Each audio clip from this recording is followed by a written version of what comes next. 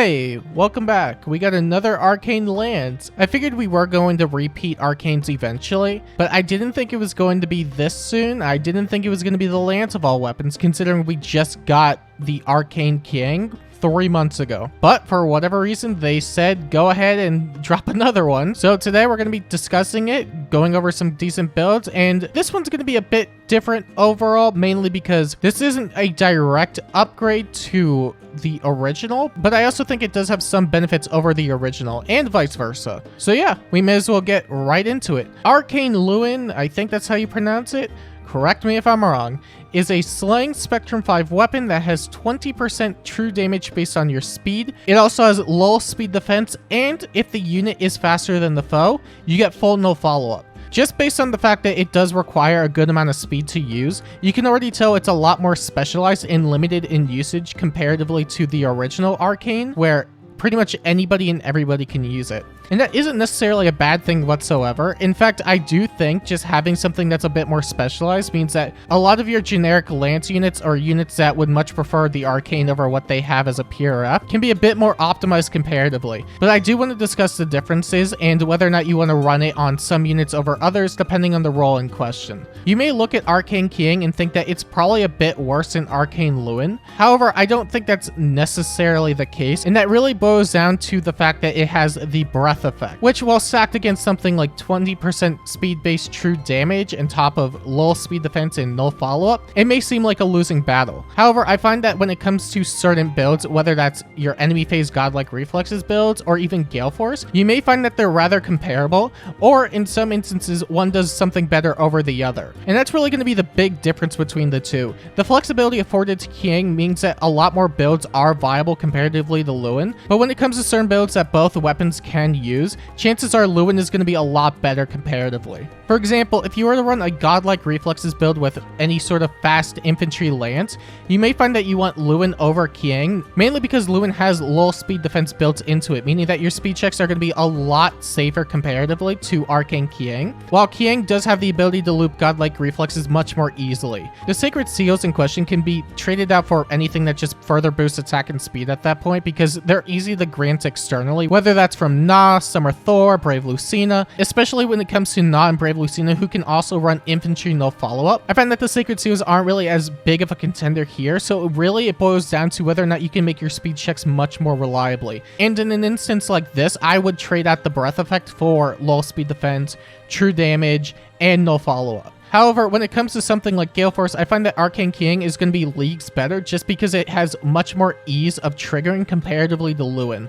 Luin does have no follow-up, which can be good for just follow-up denial stuff, including Hardy Fighter. However, I find that you're much more dependent on certain allies, whereas Qiang can just go in on any Gale Force composition and work. Especially for units that aren't nearly as fast as others, you can also slap this on some of your slower flyers and use them as Gale Force units, as opposed to Luin, where they're not really going to be able to use it all too much. And the last thing I wanted to touch upon real quick before I get into the builds are your armors, who will probably be using this in some fashion, whether that's for near save or far save, if you do plan to give it to them. However, because it is heavily speed reliant, you're more than likely going to be slapping it on armor such as Valentine's Eliwood, Winter Hilda, and Winter Robin, any of those. The only problem that really comes about when it comes to faster armors is that they're generally dumping their bulk just to have extra speed or extra attack or whatever the case may be. So maybe even something like Winter Hilda with Savvy Fighter and Armored Beacon, which is still relatively nice for damage output and okay for tanking. You may find that depending on the team you go against, whether that's for Catria Balls or anybody that just pierces through damage reduction,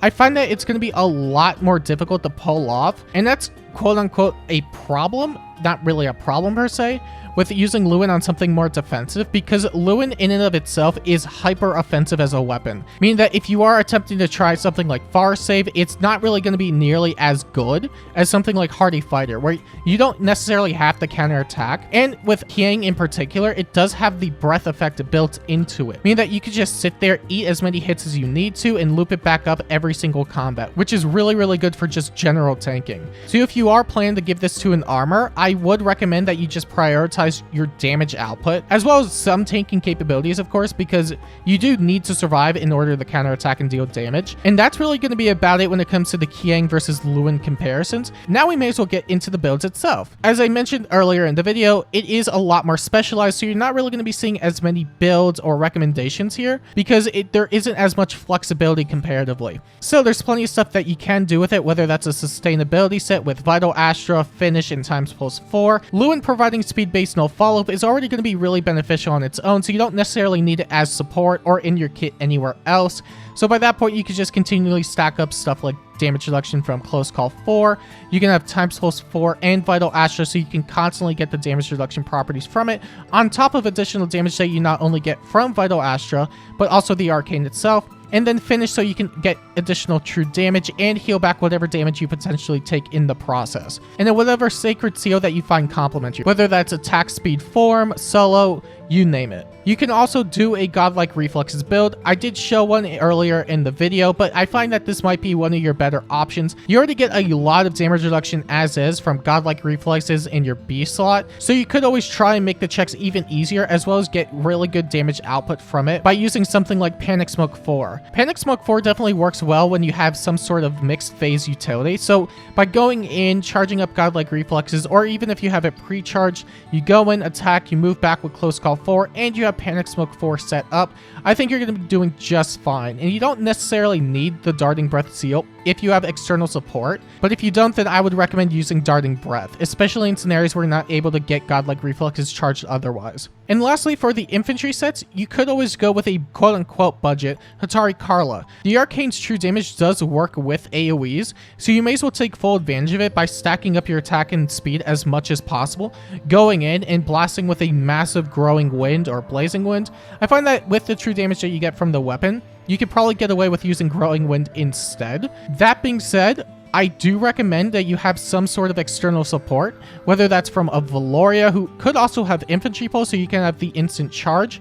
So that way you could also run something like Tempest or Assault Troops, so you can have way more movement, or even something like Legendary Eliwood. So if you do hit and run, you do get extra movement from Canto 1, and that could potentially put you back in some sort of protection range, maybe from a far save or whatever the case may be.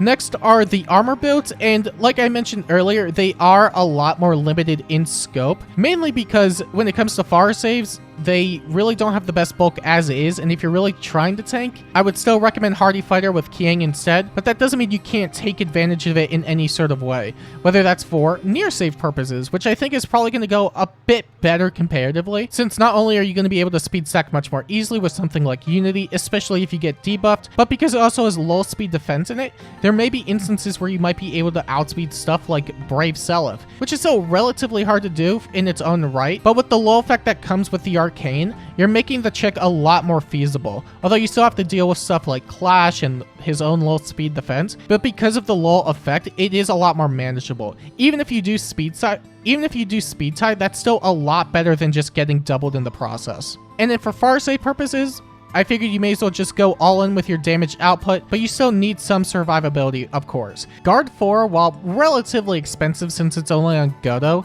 is probably going to be your best bet when it comes to just not overlapping with the Arcane, since you could always use Savvy Fighter, but it already has no follow-up built into it as is. Really, the main idea is that you have some form of damage reduction, and personally I do like Guard 4 over Savvy in this instance because it also debuffs attack by 4 points, making survivability a bit easier.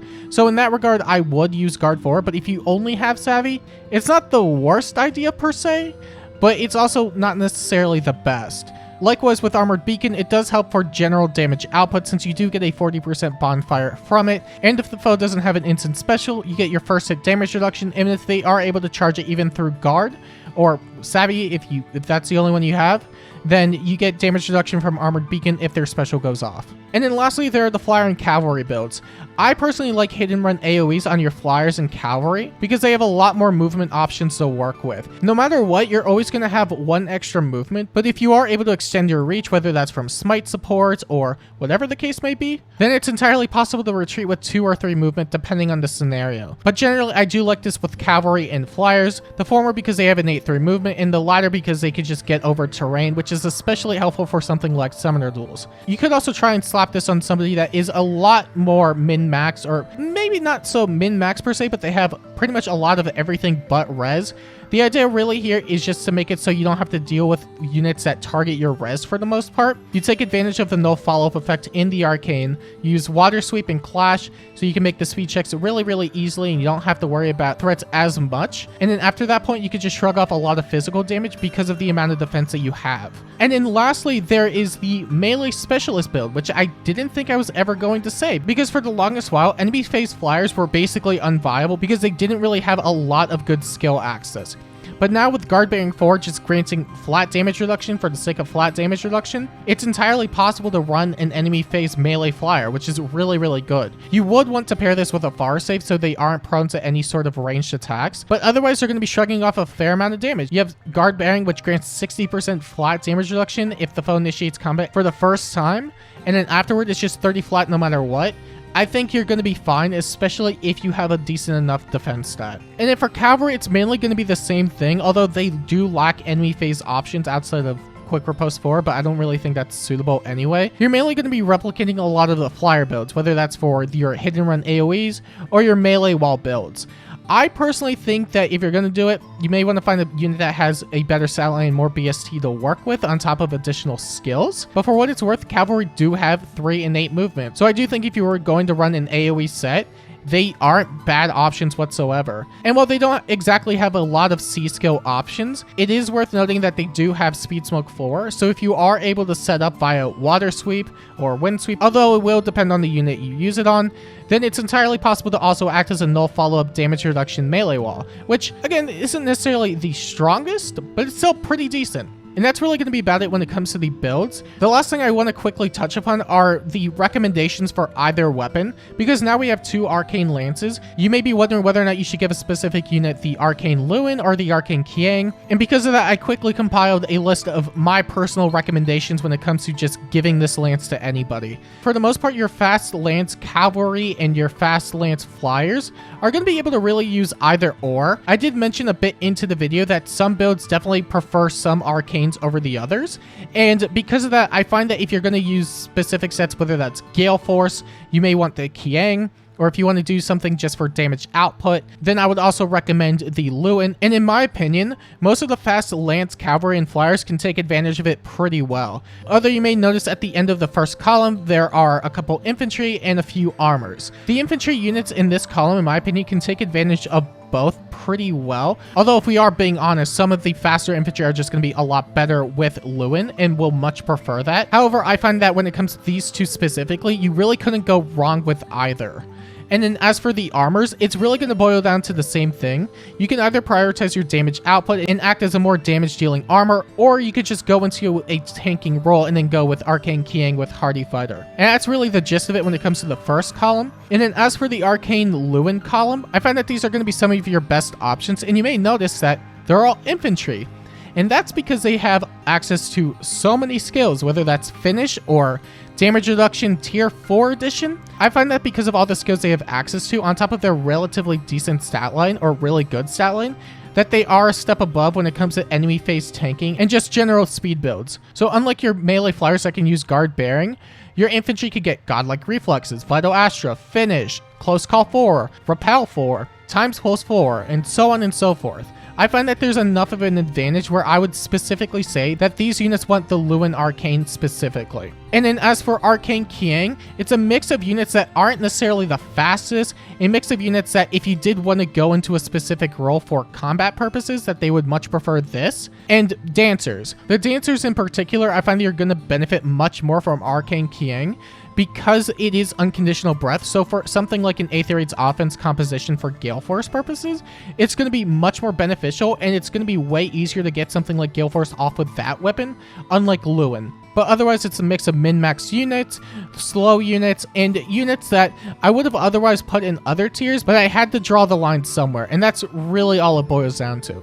And lastly, there are the other two columns, the Keep PRF column, which self-explanatory, and the units that I would recommend just holding out for because they should be getting a refund relatively soon. The keep PRF one, I don't think you have to look at a lot of these units to think that maybe they're better off keeping their PRF, especially their PRF skills, because they get a much bigger advantage in specific niches and roles over just giving them the arcane. But even for stuff like Finn, I still think Dual Phase Brave is one of the strongest effects in the game. And Finn having the ability to double no matter what in either phase is extremely strong, especially when it comes to further power creep that makes it so a lot of foes may not be able to double. He's always going to be able to double no matter what. He can prioritize his attack a lot more, and he has a good speed stat, so you can just continually stack that in the face of stuff like damage reduction. And you also have stuff like Forsyth, Ingrid, Gerald. Gerald is a pretty decent mixed utility unit for combat and supportive purposes. I wouldn't really recommend getting rid of it. The only unit that I would say potentially stands out is Brave Lucina. She's still a decent support unit for what it's worth, although her niche has been pretty much overtaken by so many things at this point that you could arguably just give her an arcane and make her into a combat unit. Her offenses, especially with her Splendid, are pretty good for what it's worth. And maybe this is just a fault on how I structured it, but realistically you could go either way. You could either keep her PRF and make her support, or you can make her a combat unit. But in my opinion, you may as well just keep her niche as a support unit and have some other generic lance unit just take over the role, especially since we have a lot of other lances that can just do the same thing, if not better. And really, that's going to be about it for the video. I don't know how many people are excited for the Three Houses banner, but I know it has an arcane and people like their arcanes. Although we did get a lance one like 3 months ago, so I don't know how many people are tempted to pull for this new one. Still, if you are going to be pulling for it, let me know who you're going to be putting it on, and if you want to see more videos like this, make sure to like and subscribe. And until next time, I'll see you later.